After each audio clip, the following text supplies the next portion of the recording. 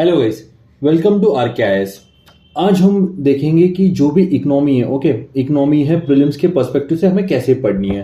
पहले मैंने पॉलिटी का एनालिसिस कर रखा है, तो सिंपल है। मेरा फंडा यहाँ पे क्या है, आपको ये बताना है कि एग्जाम के पर्सपेक्टिव से कैसे पढ़ना है आपको। एग्जाम के पर्सपेक्टिव से कैसे पढ़ना है, क्वेश्चंस कैसे आते हैं। देखो क्वेश्चंस कैसे फ्रेम किए जाते हैं और उनके कौन से टॉपिक से क्वेश्चन आ रहे हैं वो। तो ये जो होगा, ये पूरा एनालिसिस होगा इकोनॉमी से रिलेटेड कि कौन सी चीजें इंपॉर्टेंट है, कौन सी चीजों पे ज्यादा फोकस करना है, क्वेश्चन फैक्चुअल आ रहे हैं या फिर क्वेश्चन जो है कंसेप्चुअल आ रहे हैं। तो ये सारी चीजें हम लोग देखेंगे। तो यहाँ पे आपको चीजें समझाने के लिए मैंने 10 इयर्स का एनालिसिस, 10 इयर्स के जो क्वेश्चन है उनका एनालिसिस कर रखा है। तो चलो देखते हैं कि इकोनॉमी को होलिस्टिकली कैसे प्रिपेयर करें। तो गाइस बेसिकली हर साल इकोनॉमी से कितना 15 टू 18 क्वेश्चंस आते हैं। 18 क्वेश्चंस, और ये आपको लिटरली मैं बता रहा हूं प्रीलिम्स से अंदर या फिर बाहर करा सकती है। जैसे इकोनॉमी हो गया, science and tech, environment and polity, ये जो चारों सब्जेक्ट है, ये क्या है, ये है पिलर है कौन सा प्रीलिम्स क्लियर करने के लिए यूपीएससी की। तो आज हम सिर्फ इकोनॉमी पे बात करेंगे। तो जैसे मैंने कहा, इकोनॉमी में जो है गाइस 15 टू 18 क्वेश्चंस आते हैं हर साल। बट इनका एक पैटर्न है। अगर इसके 15 टू 18 क्वेश्चंस आ रहे हैं, आपको 10 क्वेश्चंस है ना, 10 क्वेश्चंस एक ही टॉपिक से मिलेंगे। मतलब जो हर साल वही टॉपिक वो एक्सप्लोर करते हैं। ठीक है, जैसे कि इन्फ्लेशन हो गया, मॉनिटरी पॉलिसी। तो ये कुछ टॉपिक्स है। तो इन जनरल में आज ये सारे टॉपिक्स यहां पे डिस्कस करने वाला हूं। तो जो भी इंपॉर्टेंट टॉपिक्स है पहले मैं वही लूंगा, और उसके बाद हम लोग उनके क्वेश्चंस भी देखेंगे कि उनके क्वेश्चंस कैसे पूछे जाते हैं और कितने इजी क्वेश्चंस होते हैं यहां पे। इसके साथ साथ आप क्या करोगे, मैं इसके लिए आपको सोर्सेस भी बताऊंगा, आप क्या सोर्सेस फॉलो कर सकते हो और इसका करंट अफेयर कहां से प्रिपेयर कर सकते हो। तो चलिए आज की वीडियो के लिए स्टार्ट करते हैं। तो सबसे पहले देखो, इकोनॉमी के ना ब्रॉड थीम्स होते हैं, जैसे कि माइक्रो इकोनॉमिक्स, मैक्रो इकोनॉमिक्स। मतलब क्या, इकोनॉमिक एज ए होलिस्टिक, पूरे हम लोग देश का जो भी सेक्टर्स है उसको एक साथ देखेंगे, उसको बोलेंगे मैक्रो इकोनॉमी। और इंडियन इकोनॉमी, जैसे एग्रीकल्चर वगैरह। ठीक है, इंडिया के सेक्टर्स जो होते हैं वो। माइक्रो मतलब क्या, इंडिविजुअल टर्म्स पे होता है, इंडिविजुअल जो होते हैं। जैसे कि पर्सन होता है, उसके टर्म्स पे जो जैसे जो इकोनॉमी होती है उसको देखेंगे। तो ये कुछ ब्रॉड थीम्स है, इसको थोड़ा सा और एक्सप्लोर करते हैं। अब ये जो मैक्रो इकोनॉमी है, मैक्रो इकोनॉमी से आपके मोस्ट अर्ली क्वेश्चन बनेंगे। माइक्रो इकोनॉमी से हार्डली 1-2 क्वेश्चन आते हैं, वो भी 3-4 साल में। बट मैक्रो इकोनॉमी बहुत इंपॉर्टेंट है। अब यहाँ पे जो है ना, ये 10 ईयर्स का एनालिसिस है, 10 ईयर्स का। अब 10 ईयर्स में देखिए कि कैसे क्वेश्चन बने। हर साल एक मॉनेटरी पॉलिसी पे क्वेश्चन होता है, इसके लिए यहाँ पे 9 है। बैंकिंग एंड बैंकिंग रेगुलेशन से 18 क्वेश्चन बने। पेमेंट इकोसिस्टम से 6 क्वेश्चन बने। इन्फ्लेशन एंड रिसेशन से 6 क्वेश्चन बने। एक्सटर्नल सेक्टर, इंपोर्ट और एक्सपोर्ट, बैलेंस ऑफ पेमेंट, वहां से 42 क्वेश्चन बने। फाइनेंशियल मार्केट, मनी मार्केट और कैपिटल मार्केट, उससे 16 क्वेश्चंस बने। और है कि money and money supply, national income accounting, या फिर उसके बाद हम लोग बैंक रेट बोल सकते हैं, CRR, SLR। तो ये सारे, इससे कितने क्वेश्चन बने, 8 क्वेश्चन बने। तो हमें यहाँ पे किसके ऊपर ज्यादा फोकस करना है, money and monetary policy, money supply, फिर monetary policy, banking and banking regulations, inflation and recessions, external sector और फाइनेंशियल मार्केट। ये हमारे ब्रॉड थीम्स है इसके। और इंडियन इकोनॉमी में हमें क्या देखना है, इंडियन इकोनॉमी के हमारे थीम्स कौन से हो सकते हैं, लैंड रिफॉर्म, एग्रीकल्चर बहुत इंपॉर्टेंट है, बहुत इंपॉर्टेंट है। यूपीएससी 2020 में क्या हुआ था, नियर अबाउट 8+ क्वेश्चन हमें एग्रीकल्चर से ही आ गए थे। हर साल कितने आते हैं, 4+ क्वेश्चन आते हैं एग्रीकल्चर से, बट यहां पे क्या हुआ था, 8+ क्वेश्चन एग्रीकल्चर से आ रहे थे। तो ऑब्वियसली एग्रीकल्चर, फिर infrastructure, industries, energy sector, planning से खैर एक आध क्वेश्चन आया तो आता है, पॉवर्टी से भी आया तो आता है। लैंड रिफॉर्म गाइस इंपॉर्टेंट है, लैंड रिफॉर्म। डिजिटलाइजेशन बहुत फिलहाल इंपॉर्टेंट है, क्योंकि जो डिजिटल रूपी है, डिजिटल रूपी फिलहाल बहुत न्यूज में है। इसके लिए digitalisation, skill acquisition and human development. यहां पे बेसिकली आपको ना ज्यादा फोकस एग्रीकल्चर पे ही करना है, बाकी का तो खैर ठीक है, इतना इंपॉर्टेंट नहीं है, ऊपर ऊपर से देख लो, बट एग्रीकल्चर बहुत इंपॉर्टेंट है, इसका हर एक टॉपिक अच्छे से करना है आपको। ओके, हम लोग आगे देखेंगे। तो सबसे पहले national income accounting. National income accounting का अब देखो इसमें क्या है नेशनल इनकम अकाउंटिंग में। अब ये जो एनसीईआरटी का चैप्टर 2 है, okay, chapter 2 national income accounting. तो इसमें क्या आता है, जीडीपी आता है। अब जीडीपी क्या होता है कि हमारे जीडीपी पे कौन सी रैंक में आ रहा है, फिर उसके बाद जीडीपी के ऊपर फिर उसके बाद ग्रोथ रेट कैसा है, स्टेडीली डिक्लाइन हो रहा है क्या ओवर दैट टाइम, जीडीपी का ग्रोथ रेट कैसा है हमारा ये बताओ। फिर जीएनपी ग्रॉस नेशनल प्रोडक्ट क्या होता है, जीडीपी और जीएनपी का डिफरेंस क्या होता है, कैश कैपिटल एंड एसेट्स क्या है, सेक्टर्स ऑफ इकोनॉमी, जैसे हमारे पास इकोनॉमी के सेक्टर कौन से हैं, प्राइमरी, सेकेंडरी और टर्शरी। ओके, फिर प्राइमरी में क्या आता है, सेकेंडरी में क्या आता है, टर्शरी में क्या आता है, फिर कैपिटल गुड्स क्या होते हैं, फिर कंज्यूमर गुड्स क्या होते हैं। तो ये सारी चीजें जो है ना नेशनल अकाउंटिंग में आती है। आप एक बार एनसीईआरटी का वो चैप्टर अच्छे से कर लोगे, आपको ये आइडिया आ जाएगी। तो इसके ऊपर क्वेश्चन बहुत सिंपल आते हैं, ठीक है। जीडीपी का रेशो पूछेंगे, ग्रोथ रेट पूछेंगे।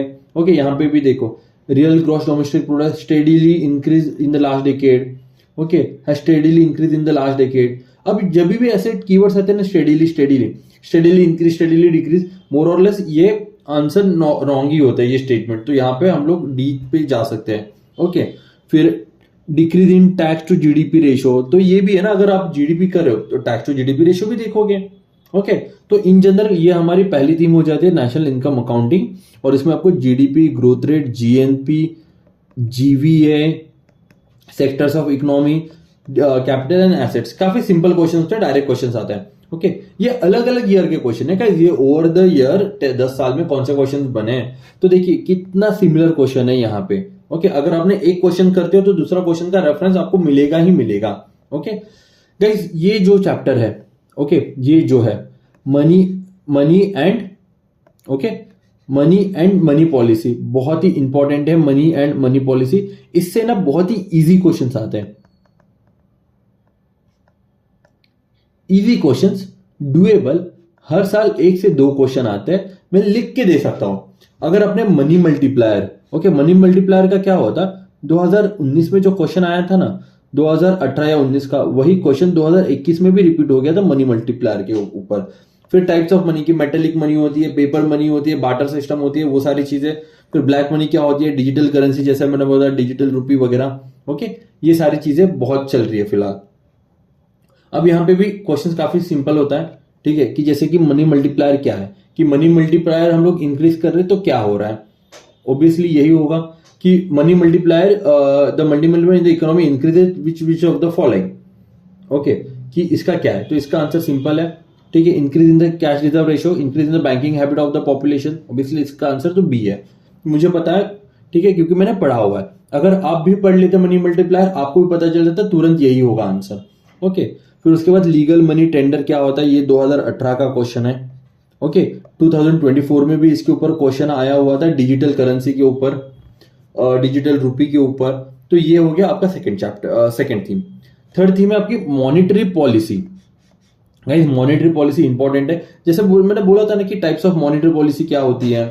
फिर एसएलआर, ओके, एसएलआर क्या होता है, सीआरआर क्या होता है, SLF, marginal standing facility, policy corridor क्या होता है, ओपन मार्केट ऑपरेशंस क्या होते हैं, क्यों करते हैं, कौन करता है, कैसे करते हैं, उसका यूज क्या है। ओके, देन रेपो रेट क्या होता है, रिवर्स रेपो रेट क्या होता है, उसके लिए हम लोग जो सिक्योरिटी रखते हैं वो कौन सी सिक्योरिटी होती है, वो सीआरआर वाली यूज कर सकते हैं क्या, एसएलआर वाली यूज कर सकते हैं क्या, एमसीएलआर क्या होता है, मॉनेटरी पॉलिसी कमिटी कितने लोग होते हैं, कौन कौन होता है कमिटी में, सिलेक्शन कैसा होता है, उसका टाइमलाइन कितनी होती है, कितनी मीटिंग करते हैं। तो ये सारी चीजें ना आपको पढ़नी पड़ेगी मॉनेटरी पॉलिसी में।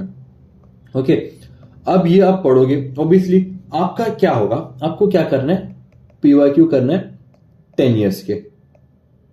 ओके, उसमें से ना आपको टॉपिक्स मिलेंगे, थीम्स तो मैं बता रहा हूं। ओके, फिर आपको टॉपिक्स मिलेंगे, तो आपको देखोगे कि सर ये ही टॉपिक बार बार रिपीट हो रहे हैं। यही टॉपिक रिपीट हो रहा है। अगर ये टॉपिक रिपीट हो रहा है तो आपको क्या करना है, इसको अच्छे से थोरोली प्रिपेयर करना है, ताकि इसके ऊपर आपको जितनी भी इंफॉर्मेशन होगी आपकी किताबों में आप वो पढ़ सकते हो।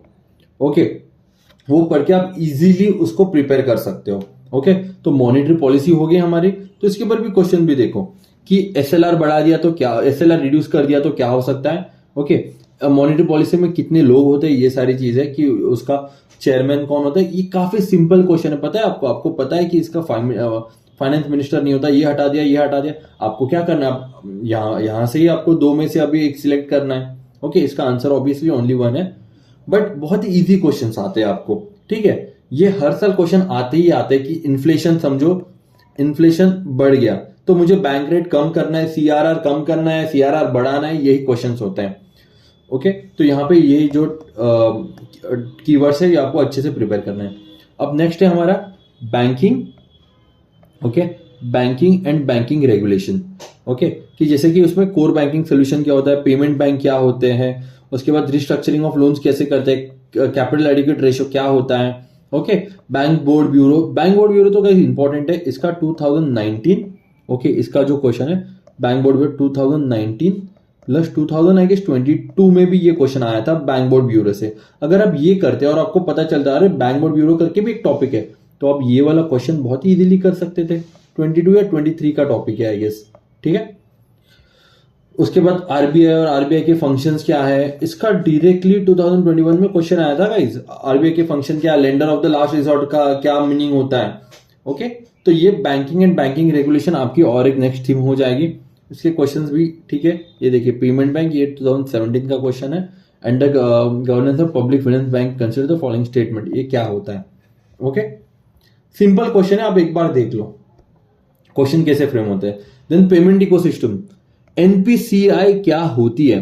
खैर, एनपीसीआई क्या होती है ये आपको अच्छे से पता होना चाहिए। ये पब्लिक ट्रस्ट में बनी है, कैसे है, ये प्राइवेट है, ये गवर्नमेंट है, इसके फंक्शंस क्या होते हैं, ये कैसे फंक्शन करती है, वो इकोनॉमी को कैसे हेल्प करती है, फाइनेंशियल इंक्लूजन को कैसे बनाती है। तो ये सारे एनपीसीआई से आपको पढ़ना पड़ेगा। ओके, देन एटीएम क्या होते हैं, ब्राउन एटीएम क्या होते हैं, व्हाइट लेबल होते हैं, ब्राउन लेबल होते हैं, कौन से क्या एटीएम होते हैं, यूपीआई सिस्टम कैसे वर्क करता है, भीम सिस्टम क्या है। ओके, मर्चेंट डिस्काउंट रेट 2018 में क्वेश्चन आया था मर्चेंट डिस्काउंट रेट से रिलेटेड। तो ये जो टॉपिक्स है आपको पेमेंट इकोसिस्टम से पढ़ना पड़ेगा, और करंट में जो भी आपकी न्यूज होगी ये आपकी नेक्स्ट थीम है। ओके, देखो एनपीसीआई के ऊपर 2017 का क्वेश्चन है, ये मर्चेंट डिस्काउंट रेट के ऊपर 2018 का। तो यही टॉपिक है। मैंने क्या किया, मैंने थीम्स बनाई, थीम्स में अलग अलग टॉपिक्स है, मैंने ये भी लिखा है। ओके, ये काफी एग्जॉस्टिव लिस्ट नहीं है, इसमें और चीजें ऐड हो सकती है। मैंने आपको एक ब्रीफ बताने के लिए, देखो ये चीजें हैं, ये प्रीवियस ईयर के ऊपर ऐसे टॉपिक्स बने हुए हैं और आपको ये टॉपिक्स निकालने हैं। ओके, देन नेक्स्ट हमारी थीम है inflation and recession. Okay, inflation and recession की थीम है 2020 में क्वेश्चन बना था, 2020 में, और 2023 में भी आया था सीपीआई और डब्ल्यूपीआई पे। इन्फ्लेशन को कैसे कंट्रोल करते हैं, पूल इन्फ्लेशन क्या होता है, पुश क्या होता है, तो हमें मॉनेटरी पॉलिसी कैसे होनी चाहिए, हमारी फिस्कल पॉलिसी कैसे होनी चाहिए, आरबीआई जो होती है मॉनेटरी पॉलिसी बनाती है, तो इन्फ्लेशन कंट्रोल करने के लिए वो सीआरआर बढ़ाती है या फिर सीआरआर कम करती है, एसएलआर बढ़ाती है, एसएलआर कम करती है, ये सारी चीजें। डिमांड क्या होती है, सप्लाई क्या होता है, डिमांड और सप्लाई इन्फ्लेशन को ऊपर कैसे वर्क करता है। फिर अगर पुल इन्फ्लेशन होगा तो हमें क्या करना चाहिए, पुश इन्फ्लेशन होगा तो हमें क्या करना चाहिए। थोड़ा सा इंटरकनेक्ट करके पढ़ोगे ना आपको, अब ये सारी चीजें आप अच्छे से इसको सॉल्व कर सकते हो। तो हमारे नेक्स्ट में इन्फ्लेशन एंड रिसेशन। ओके, तो यहाँ पे देखो consumer price index number of industrial worker कौन बनाता है, ये आई गेस 2022 का क्वेश्चन है ये। ओके, और उसके बाद with reference to the inflation क्या करेंगे। ओके, कि Reserve Bank of India no role in controlling the inflation, ये काफी एक्सट्रीम हो गया। Controlling the inflation in India is the responsibility of government only, नहीं भाई, गवर्नमेंट की कैसी है, आरबीआई भी तो काम करेगी। Decreasing money circulation help in controlling the inflation, increasing money circulation help in the controlling the inflation. अगर आपने इन्फ्लेशन, बस थोड़ा सा भी आपको इन्फ्लेशन से आइडिया होता है, तो इन्फ्लेशन क्या होता है कि गवर्नमेंट लोगों के पास पैसा बहुत आता है, उसके वजह से जो डिमांड कम रह जाती है, सप्लाई कम हो जाती है, डिमांड बढ़ जाती है। तो हमें क्या करना पड़ेगा, पैसे को कम करना पड़ेगा लोगों के पास से। तो हमें क्या करना है कि मनी सप्लाई जो है, decrease money circulation help in controlling the inflation. तो इसका आंसर सी हो जाएगा। बस कुछ रॉकेट साइंस नहीं, थोड़ी बहुत चीजें हमें पढ़नी है, एक बार वो चीजें पढ़ लोगे आप अच्छे से क्लियर कर लोगे। इसके बाद फिस्कल पॉलिसी क्या होती है और गवर्नमेंट बजट, ये बहुत इंपॉर्टेंट है, गवर्नमेंट बजटिंग। ठीक है, कि फाइनेंस कमीशन आर्टिकल 280, तो फाइनेंस कमीशन का क्या रोल होता है, वो क्या करते हैं। फिर डेफिसिट क्या होता है, कैपिटल बजट क्या होता है, रेवेन्यू बजट क्या होता है, सोवरिन गोल्ड बॉन्ड्स क्या होते हैं, एफआरबीएम और जीएसटी एक्ट। मैं तो बोलूंगा ये बहुत अच्छे से कर लो। ओके, रेवेन्यू एक्सपेंडिचर पूरा का पूरा जो ये जो चैप्टर है एनसीईआरटी का, ठीक है, गवर्नमेंट बजटिंग का, अच्छे से पढ़ लो, समझ लो, रट मत लो। कुछ चीजें है रट्टा मारने की, उसमें फैक्चुअल चीजें हैं, पर जब तक समझोगे नहीं ना कि कैपिटल बजट क्या होता है, रेवेन्यू बजट क्या होता है, रेवेन्यू एक्सपेंडिचर और कैपिटल एक्सपेंडिचर, तो तब तक आपको पता नहीं चलेगा कि कौन सी चीज कौन से फ्रैक्शन में आती है। ओके, तो ये नेक्स्ट हमारी थी में fiscal policy and government budgeting. इसके ऊपर यही पूछेंगे कि there has been persistent deficit in the after year, which of the following action can be taken. Government की रिड्यूस करना है, डेफिसिट रिड्यूस करना है। ठीक है, देखो कैपिटल बजट के ऊपर क्वेश्चन ऐसे बनते रहेंगे। अब आता है सबसे इंपॉर्टेंट टॉपिक, कौन से, एक्सटर्नल सेक्टर। जैसे मैंने बोला था पिछले 10 साल में, ओके, पिछले 10 साल में इसके ऊपर 42 क्वेश्चंस आ रखे हैं गाइस, एक्सटर्नल सेक्टर के ऊपर। अब एक्सटर्नल सेक्टर में क्या क्या आपका कहा गया,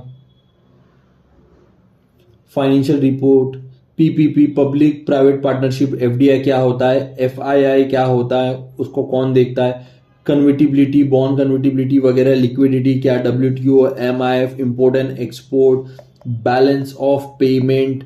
ओके, ये सारी चीजें एक्सटर्नल सेक्टर से बहुत इंपॉर्टेंट है। अगर समझो कि 42 क्वेश्चंस आ रहे पिछले 10 साल में, तो ऑन एन एवरेज, ओके, 4 से 5 क्वेश्चंस ऑन एन एवरेज आ ही रहे हैं। मिनिमम 4 भी कर लिए, ओके, मिनिमम अगर हम लोग पर ईयर 4 क्वेश्चंस कंसिडर कर रहे हैं, अगर 4 क्वेश्चंस पर ईयर आ रहे हैं, तो ये समझो कि अगर आपने ये चैप्टर अच्छे से कर लिया तो 4 में से एटलीस्ट 3 तो क्वेश्चन बहुत बेटर वे में कर सकते हो आप। ओके, इसके लिए external sector is one of the important topic. Okay, कि कन्वर्टिबिलिटी ऑफ रूपी से क्या असर होगा, फिर इसके बाद amber box, blue box, green box क्या होता है, किससे रिलेटेड होता है, डब्ल्यूटीओ से रिलेटेड है, सार्क से रिलेटेड है, यूएनएफसीसी है, ये से सिंपल क्वेश्चन है, डब्ल्यूटीओ से रिलेटेड है।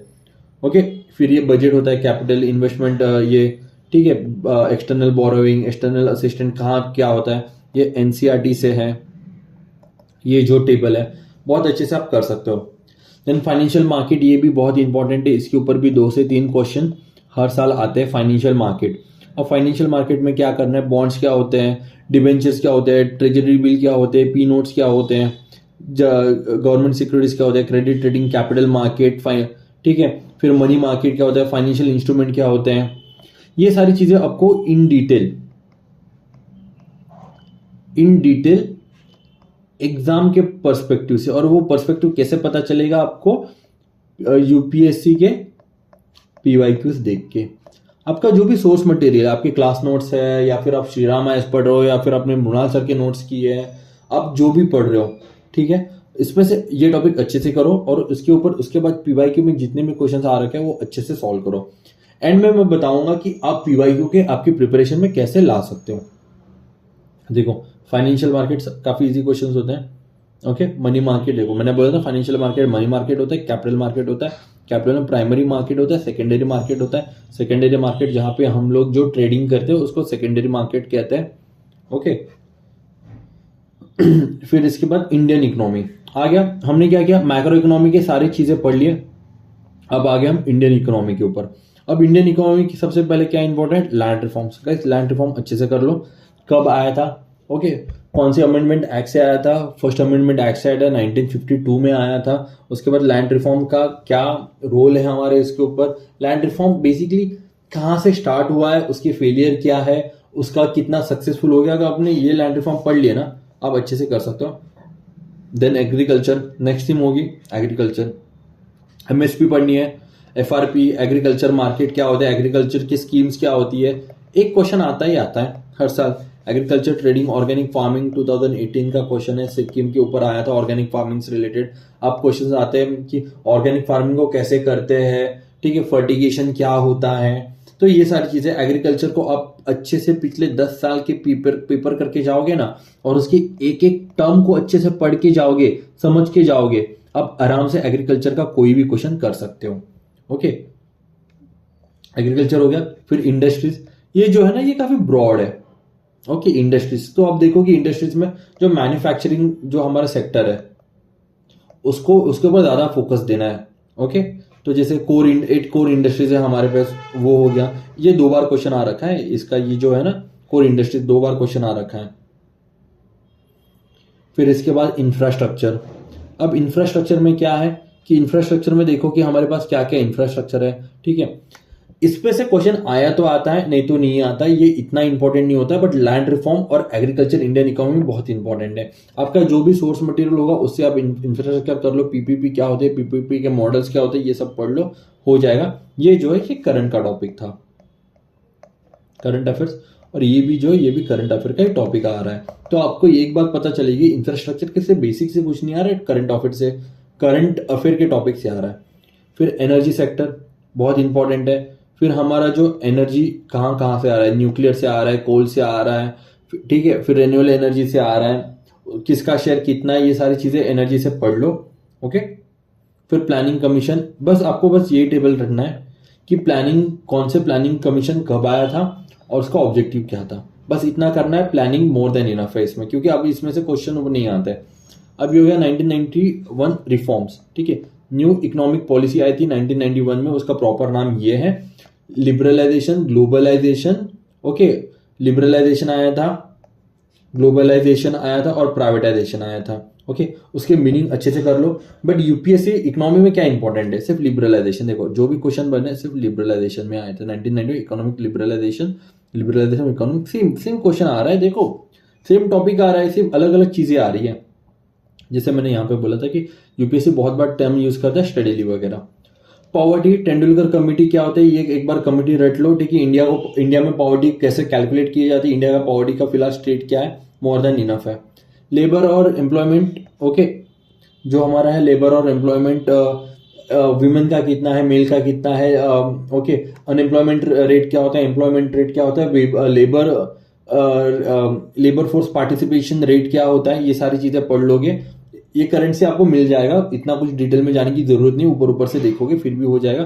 सोशल सिक्योरिटी के स्कीम्स ही पूछते हैं, सोशल सिक्योरिटी के स्कीम्स, प्रधानमंत्री जनधन, ठीक है, फिर नेशनल पेंशन स्कीम, फिर इसके बाद और एक ये आता है कि अटल योजना कुछ तो, ठीक है, प्रधानमंत्री अटल योजनाएं करके social security scheme. Digitalisation current affair से ही करोगे आप, करंट अफेयर से ये कवर हो जाएगा। ठीक है, तो ये ब्रॉड थीम्स थी हमारे। तो जैसे मैंने कहा था कि अब इकोनॉमी को प्रिपेयर कैसे करते हैं। ठीक है, आप कौन सा भी एक बेस मटेरियल रखोगे। ठीक है, मैं प्रेफर करूंगा श्रीराम आईएएस के नोट्स या फिर मृणाल सर के नोट्स। एक बार आपने वो कर लिए, इसके बाद जैसे जैसे आपका एक एक टॉपिक होता जाएगा ना, आपको 10 इयर्स के पीवाईक्यू देखने हैं और देखना है कि आपका कौन सा भी टॉपिक उसमें से छुटा या नहीं। थीम्स तो मैंने बता दिए, अब थीम वाइज जाओ, थीम के बाद आप उसके टॉपिक्स देखो। ठीक है, पीवाईक्यू करके आपको टॉपिक्स दिखेंगे। आपने देखा कि अच्छा ये टॉपिक मैंने छोड़ गया, तुरंत गूगल पे जाओ, वो टाइप करो, उसके आगे यूपीएससी टाइप करो, आपको वो टॉपिक आ जाएगा, वो पढ़ो, आपके नोट्स में उसको ऐड करो। ठीक है, आपके यहाँ से बेस मटेरियल बन गया। फिर इसके बाद आप क्या कर सकते हो, आप कौन सा भी एक टेस्ट सीरीज दे सकते हो, कौन सा भी क्लास का एक टेस्ट सीरीज, मतलब कौन सी भी टेस्ट सीरीज कौन से भी क्लास के उसके 4 to 5 पेपर्स दे दो। ओके, आपको जेरोक्स सेंटर से मिल जाएंगे। अब वो आप देखो कि आपकी प्रिपरेशन का लेवल क्या है। ओके, और करंट अफेयर के लिए आप आराम से पीटी 365 जो विजन की आती है इकोनॉमी से रिलेटेड, आप उसके ऊपर रिलाई कर सकते हो। It is more than enough guys. Okay, तो आज हमने क्या किया, हमने सबसे पहले क्या देखा कि क्वेश्चंस कैसे बनते हैं, हमारे थीम्स क्या है, ब्रॉड थीम्स। माइक्रो इकोनॉमी मैंने डिस्कस नहीं किया क्योंकि इसके ऊपर क्वेश्चन आया तो आता है, नहीं तो नहीं आता। माइक्रो इकोनॉमी के थीम्स डिस्कस किए हमने कि थीम्स क्या क्या है, थीम्स में उनके टॉपिक डिस्कस करें। ओके, अगेन इंडियन इकोनॉमी के थीम्स डिस्कस किए, थीम्स में इसके टॉपिक डिस्कस किए। तो जितने भी मैंने टॉपिक्स बताए आप मेक श्योर करो कि पहले उसको खत्म करो, ओके, उसको खत्म करने के बाद बाकी जो टॉपिक्स है थोड़े बहुत करंट से वगैरह आप वो कर सकते हो, क्योंकि मैंने जो टॉपिक बताया उसकी जो लिस्ट है वो एग्जॉस्टिव नहीं है। आई होप आपको ये हेल्प करेगा इकोनॉमी को प्रिपेयर करने के लिए, क्योंकि इकोनॉमी के क्वेश्चन जो होते हैं ना, इकोनॉमी के क्वेश्चंस काफी ये होते हैं, कंसेप्चुअल होते हैं, फैक्चुअल होते हैं बट कम होते हैं, बट कंसेप्चुअल ज्यादा होते हैं। ओके, आई होप ये आपको मेरा ये वीडियो आपको हेल्प करेगा आपको प्रिपेयर करने के लिए। ये जो पीडीएफ है मैं मेरे टेलीग्राम ग्रुप पे डाल दूंगा, उसकी लिंक मैं डिस्क्रिप्शन बॉक्स में दे दूंगा, वहां पे मेरे टेलीग्राम ग्रुप को ज्वाइन करके आप वहां से डाउनलोड कर सकते हो। Okay guys, thank you so much, मिलते हैं अगली वीडियो में, अगला एनालिसिस जल्दी मैं सबमिट कर दूंगा। Okay, thank you so much, bye everyone.